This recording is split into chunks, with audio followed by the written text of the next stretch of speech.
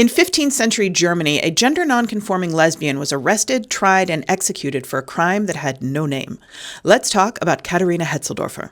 Welcome back to Yesterqueers. My name's Amanda, and I'm a public historian of queer history. I'll be referring to Katherina as a woman and using she, her pronouns because that's how she was perceived during her trial, but as you'll see, her gender was not so straightforward. Katherina Hetzeldorfer was most likely from a middle-class family in Nuremberg, and in 1475, she and a woman who, according to testimony during her trial, Katherina had abducted from a noble in Wertheim, arrived in Speyer, a bustling city on the Rhine River about 65 miles south of Frankfurt. It's unclear from the court records whether Katherina is believed to have absconded with a noble's daughter or with his wife, and we know nothing about this woman. She most likely fled after Katherina's arrest because she didn't testify against her, nor was she put on trial herself. The two arrived in Speyer posing as a well-off brother and sister, with Katherina playing the role of the brother. Presumably she was using a different name, but it's not mentioned in the court documents.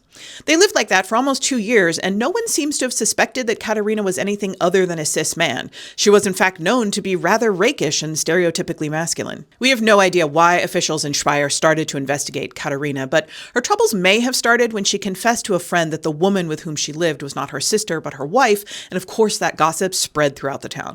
In the spring or early summer of 1477, Katherina was arrested and put on trial. That trial was closed to the public, so witnesses spared no details. The first woman testified how Katherina whored like a man, grabbing her and kissing her during a festival the same way any other drunken man might. Another woman testified to having committed an act of knavery with Katherina 3 times, and then a woman named Elsa Mutter, wife of Wendel Mutter, testified that Katherina had pursued her aggressively and Elsa had eventually slept with her, noting that Katherina's instrument was quite large, the size of half an arm, and that it produced a whole handful of something at the height of the experience. The instrument in question was, and I quote, "a red piece of leather at the front filled with cotton and a wooden stick stuck into it. She made a hole through the wooden stick, put a string through it, and tied it round, and therewith she had her roguery with the 2 women and with her who is supposed to be her sister." Both women who slept with Katherina claimed that they didn't know she was a woman even after they slept with her. The Holy Roman Empire didn't have any laws against lesbianism until 1532, when impurity among men and among women was criminalized, but that didn't stop 15th century officials from prosecuting women for it. The charge that they usually used was heresy, but Speyer officials tried Katherina without any charges. They outlined her numerous transgressions, collected witness testimony, and sentenced her to death without ever explaining why she was on trial. Was she convicted because she had deceived the community and impersonated a man?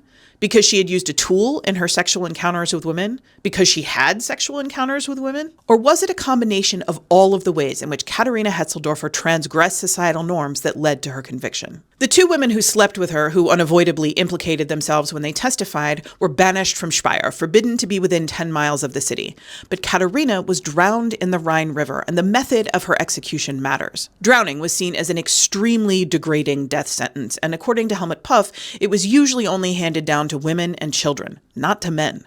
Drowning Katherina Hetzeldorfer was an attempt to impose the correct gender on her in her final moments. That's it for today. As always, more information, including sources and further reading, is available in the usual place.